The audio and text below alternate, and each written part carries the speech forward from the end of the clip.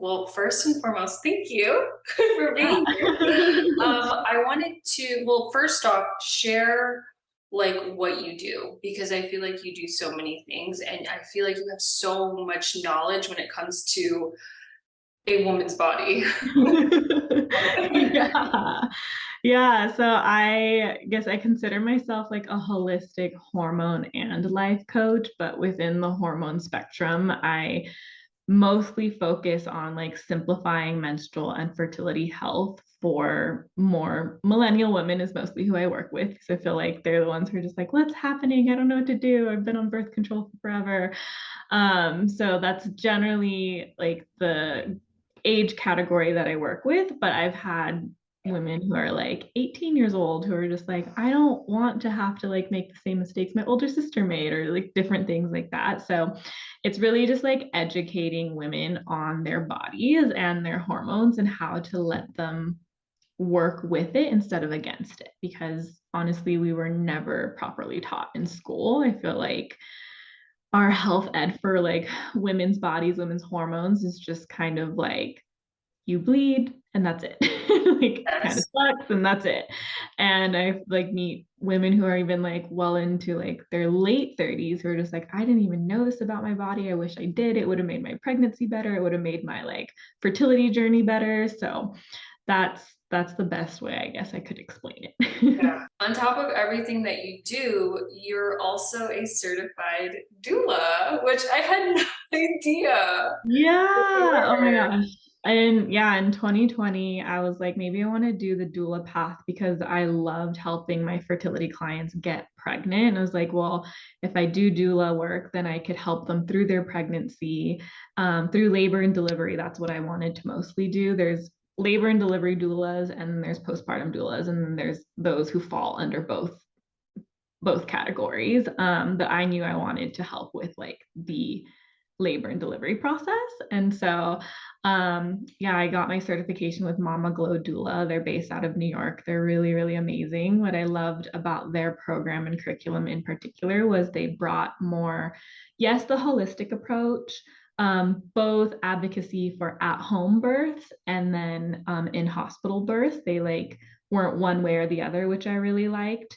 Both have their pros and cons. And then really what I loved also is they brought in like a lot of lineage and ancestral like history and knowledge of how women used to do it and just like different cultural backgrounds. And so I really appreciated that in their curriculum because I feel like it gave me a different perspective and knowledge of just many different ways to have a baby and just like the knowledge behind how different cultures and how even in the States we used to do it before gynecology became what it is now. So I really, really loved it. So for someone who's watching this, they might not know exactly what a doula is and like what kind of support a doula provides a pregnant woman in labor and even post. So how would you explain that to somebody who has like no idea what a doula is? I think of a doula as your birthing coach, as your life coach, as your best friend, and everything that you need throughout your pregnancy. So they understand the science behind it, what you might experience hormonally, what you might experience in the birthing process, and help you stay as true to plan as possible. But as I've like learned from speaking from many doulas and women who have had babies, this like nothing goes 100% according to plan. And so that's kind of where the doula is that gap, where the husband gets to just like be there and focus on you, but the doula knows like what you wanted. They spent time getting to know your desires, your goals. How did you want this pregnancy to go? How do you want to feel? How do you want your doctors to be responding to you and the nurses? And how much time do you want with your baby um, after it's born, like skin to skin contact, all of that stuff. They really get to know you and your goals and desires throughout your pregnancy and your delivery so that they can advocate for that and help you stay as close to that as possible and be there as like your right hand person if anything went wrong or if you needed anything extra or the husband's like, I don't know what to do. Like they're just there to be your everything through the process because it can be very overwhelming. And as your first pregnancy, like there's so many different questions, there's so many different ways to approach it. They have different modalities, supplement things that they can suggest to you that you can research and take to your doctor. They're really there to help you be the researcher also if you're not sure where to go. So you can bring all your stuff with them. So that's why I see it as like they're your birthing coach as much as they're like kind of your pregnancy coach at the same time.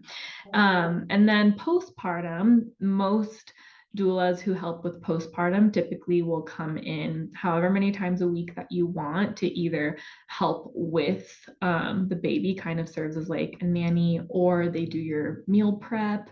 They help you with like the breastfeeding and lactating so they can have everything organized for you. So that the only thing you really need to worry about is like taking care of the baby when you're by, like if you're by yourself, but everything else is set up, like making sure that like you have your food or the things that you need, and that the baby's feedings are like organized, all of that kind of stuff, so that it takes off that pressure in the first like month or so of having a newborn baby, maybe if it is like your first pregnancy, and then people coming in and out of your life to come say hello to the baby, and then you're like, oh, like next thing I know, I have to like breastfeed, but then I have to like clean this. So they take care of all the back end work for you so that it's easy.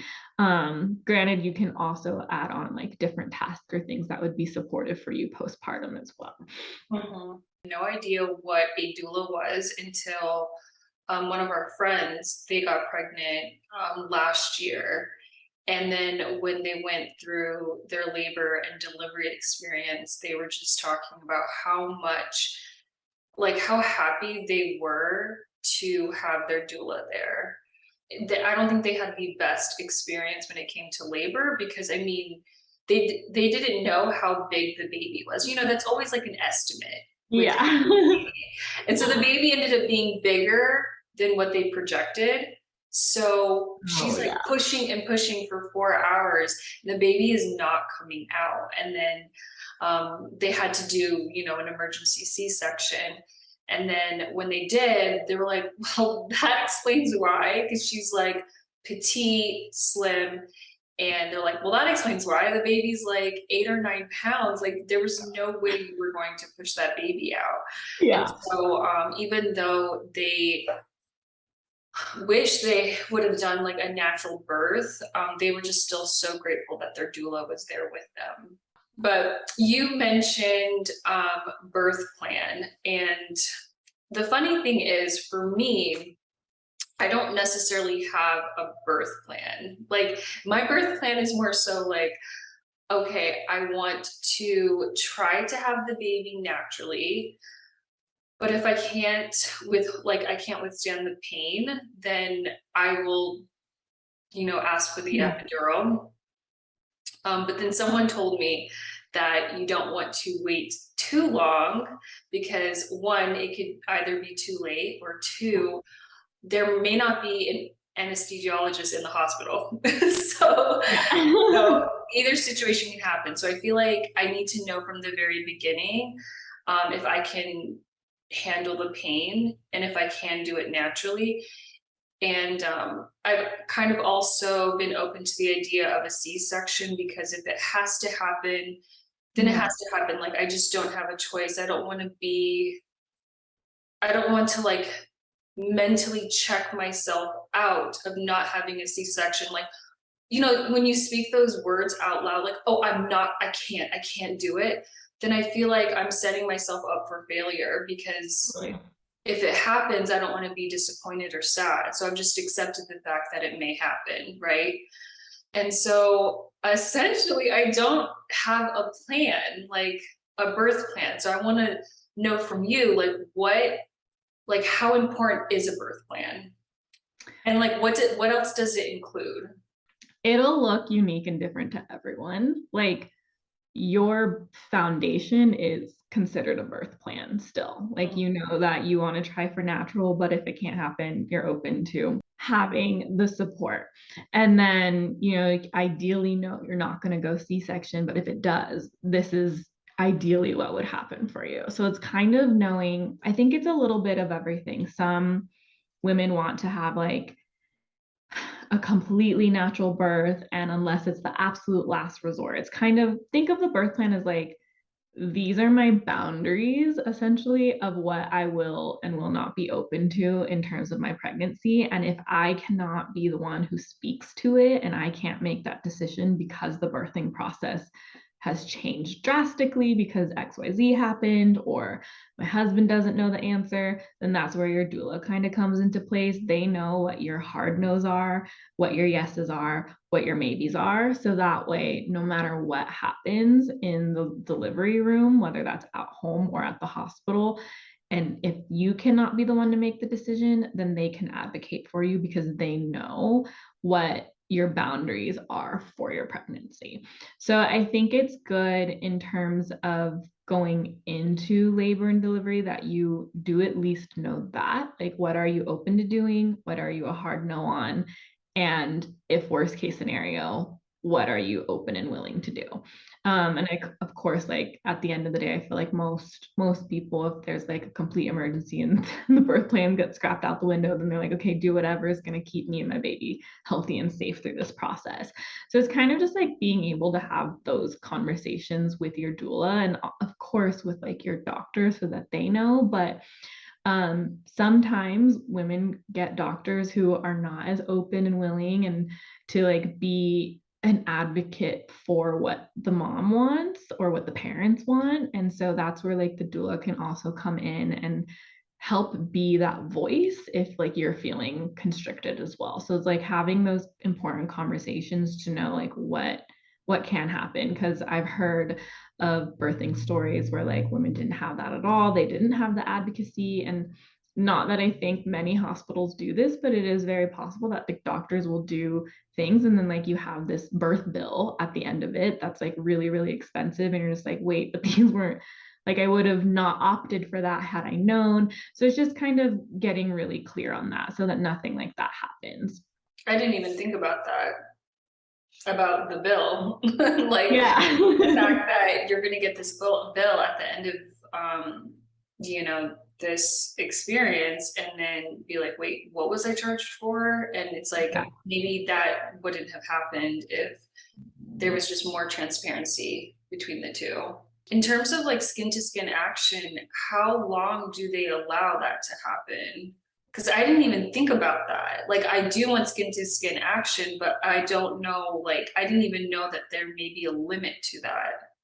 It depends on the hospital and the doctor. Like everyone has their different opinions. And at the end of the day, it's really like what you set in motion. And this is where I think like having those birth plans into action allows you to create that foundation of like, this is what I've learned, this is what I want, and then being able to express it. And really, I think at the end of the day, with like a lot of hospitals that maybe don't allow it as much or have like rules and regulations, is it's your child. You're paying them, so like you get to really set those boundaries and standards, unless of course there's like a genuine medical reason as to why they like need the baby separate from you.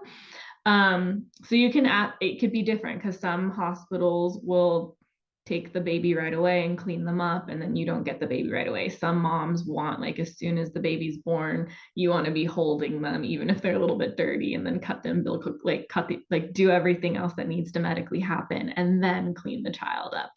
It really is up to you and how you want to do it. But I think the thing with hospital births, from learning in my doula course, is it's been beautiful, but it's also kind of like on the doctor's timelines or the nurse's timelines, right? Like that's their job. They have clocked in hours. Of course, they're going to want to not necessarily speed it up, but it wants to be in their benefit versus the benefit of the mom. And that's where like the doula can come in mind, or even if you aren't able to work with the doula, like you knowing these things so that you can have that plan. And if you're not the one speaking for it, maybe it's your sister, maybe it's your mom, maybe it's the husband, maybe it's another family member, so that like your immediate family can help you focus on the birth. So it's kind of putting those puzzle pieces into place to make sure that you're not getting like unconsciously bullied by the timeline that the hospital needs because it's their job. If that makes sense. No, that does. And I could I could see that happening. Yeah. I can see that happening. And I remember even years ago, I remember seeing the statistics on women getting induced and C-sections happening just so much more frequently because it is on the doctor's time. I don't know if it's still like that now. To me, I almost see it 50-50. I feel like a lot of hospitals are working with the parents with birthing plans and labor and delivery, because I think a lot of women had such horrible experiences in the past that they're like not even doing hospitals. And so it's just like lots of things Yeah. are changing. And I mean, my mom had 3 C-sections, and yeah, I don't even know if she knows exactly why she had 3 C-sections. Like, I don't know yeah. if she's just forgotten because of just being just old age, Been a while. Yeah. but, like, she's like, "I don't know." She's like, "I just assumed that maybe it was because I was so tiny that I wasn't able to push you guys out." But we were all, like, Oh, pretty small babies. yeah. Like, I'm pretty sure I was, like, a 5-pound baby, which I'm like, "A 5 pounds is like a dumbbell, like, I can Yeah. push 5 pounds." And my Yeah. sisters too were also tiny babies as well. Like I think they were like 5, 6 pounds. So I just don't know. She doesn't even know why she had 3 C-sections, but you know how it is. Once you have one, it's really hard to have a natural birth, especially if the kids are so close in age, like you Yeah. get pregnant shortly after. So far, it's been a good experience with my doctor, very knowledgeable and also just transparent. Yeah. I mean, I still have fears. I Totally. think my biggest fear with labor is tearing. Like, that's what I'm scared about. I'm scared that I'm gonna tear because, I know you can tear a little bit, and then that's like a first degree, second, and then third is like completely from one hole to the other. Yeah. And I'm more scared of that than a C-section. And so I want to get your advice on what I can do to prevent that. From what I understand of tearing is it's often because there's a lot there's going to be a lot of tension in that area. Obviously, like you're birthing a baby and like the head's coming out, everything's happening. So from what I understand is if it's going to happen, unfortunately, it's going to happen. But to make the birthing process smoother and working with your body, because a lot of it is, I'm sure you've learned this already, is like breathing and relaxing into the pain as much as you possibly can, because the tearing can occur for multiple reasons, but one common one is definitely like tightness and constriction of the muscles and all of that. So if like you're learning the technique that I learned, and I've heard it many explained in various different ways, but in my doula school, she called it like having an orgasmic birth, because it's the same hormones that are released and that are happening in your female body as an orgasm.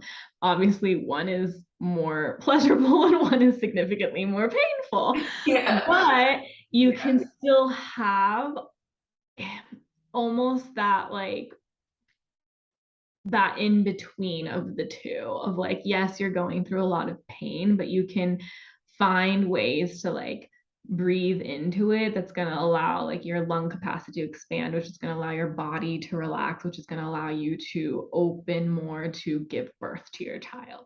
So thinking of it in those ways, there's so many different techniques, but she taught it in the sense of like breath work, and a lot of it is almost like regulating your body more into a state of calm as much as you possibly can. Obviously, this is significantly easier said than done when you're going through this process, but in those moments where like the pain is taking over, like leaning in to your doula to help you like kind of reset and push through the pain and breathe through the pain and like regulate your body as much as you can.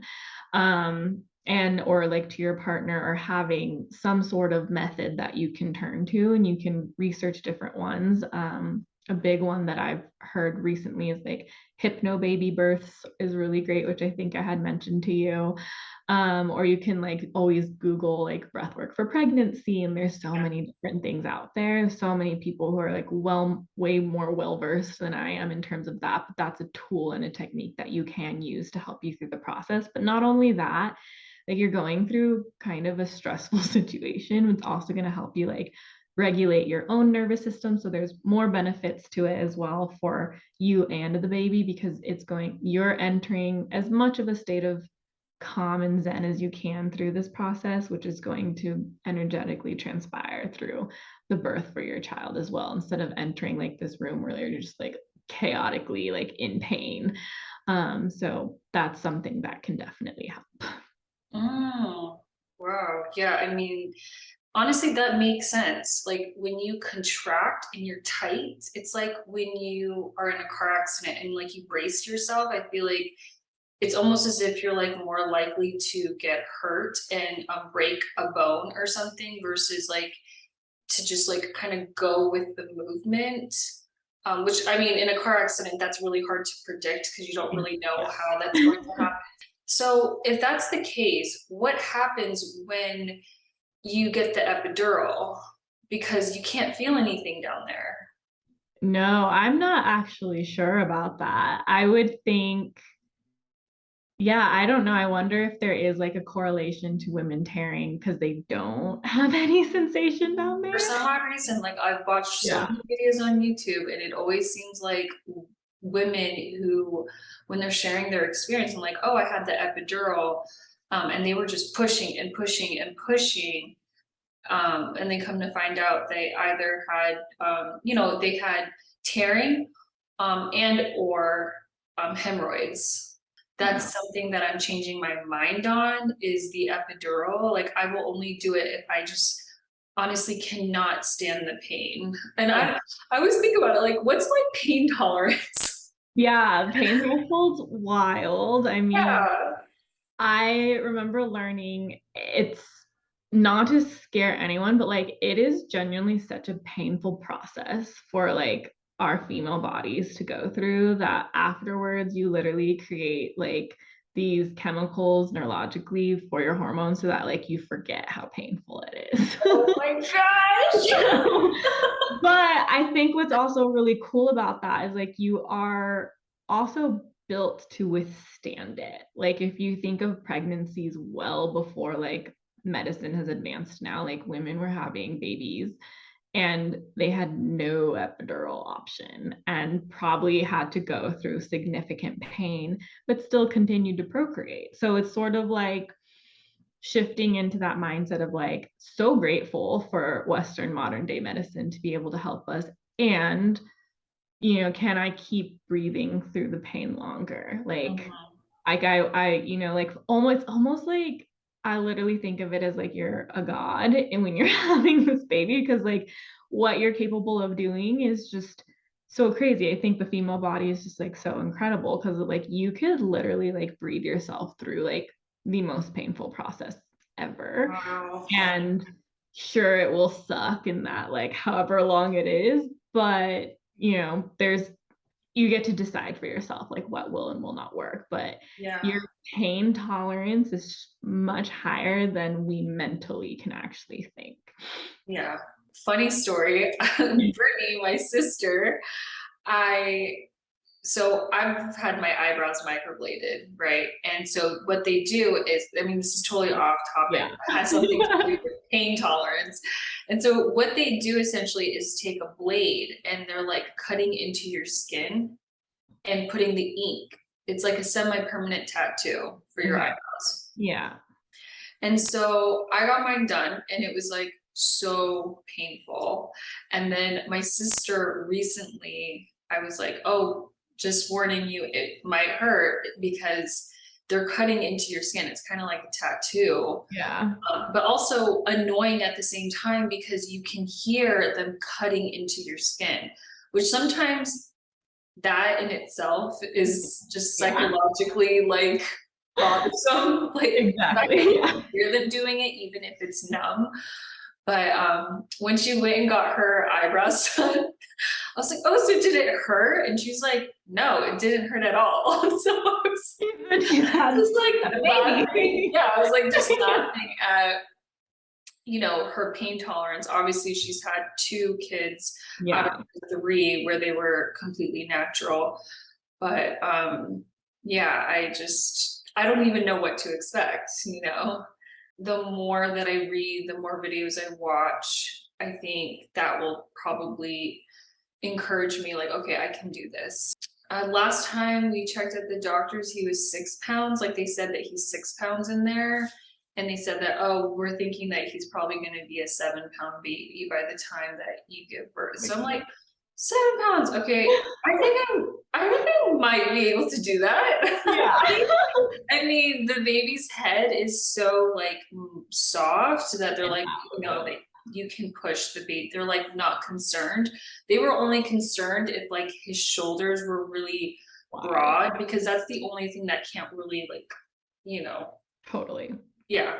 Everyone I spoke to, even in the learning curriculum, is that your innate like intuitive wisdom of your female body like kicks in, that it's like a primal, basically. It's like something that like has been passed on forever and ever and ever, and like you just naturally know what to do, even though it may not logically make sense because you don't have the knowledge or information.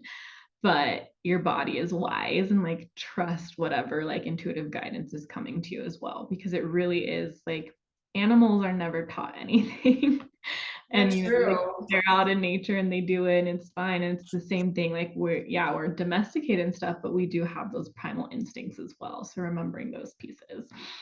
In the beginning, the idea of having a baby scared me because I was like, I don't even know what to do or how I would do it. And if I could withstand the pain, like those were like my early fears, like Totally. before prepping myself on like starting a family.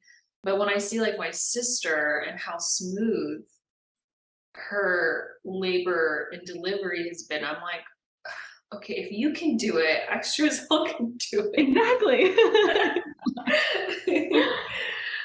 So, okay, one last question. If there is, number one advice that you could give someone to help them emotionally and physically get ready for labor, what would that advice be?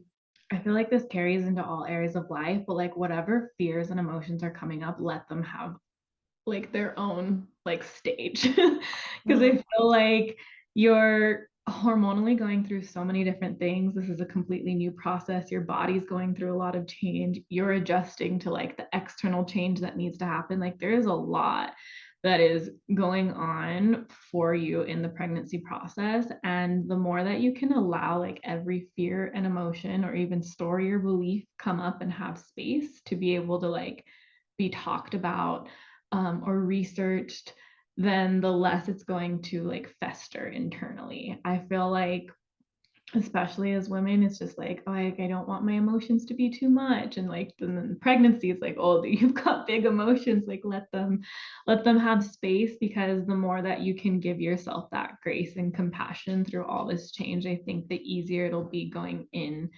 to every single like phase and season of the pregnancy all the way to birth. Mhm.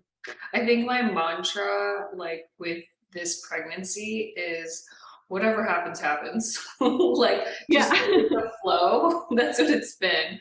Like, just go with the flow, relax, don't stress. Like, whatever happens, happens. And I don't know, so far it's worked for me because I don't think I've had my entire pregnancy has been stress free. I've been relaxed. And I've also surprisingly, even though I'm about to be 39 weeks, I have still a lot of energy. Like I Yeah. just held a book club. I hosted a book club like a couple days ago. And I just think about it like, how did I even pull that off at being 38 weeks pregnant? Well, thank you so much. I like really appreciate all of your advice and I can't wait to send you the photo of him when he's born. I can't wait.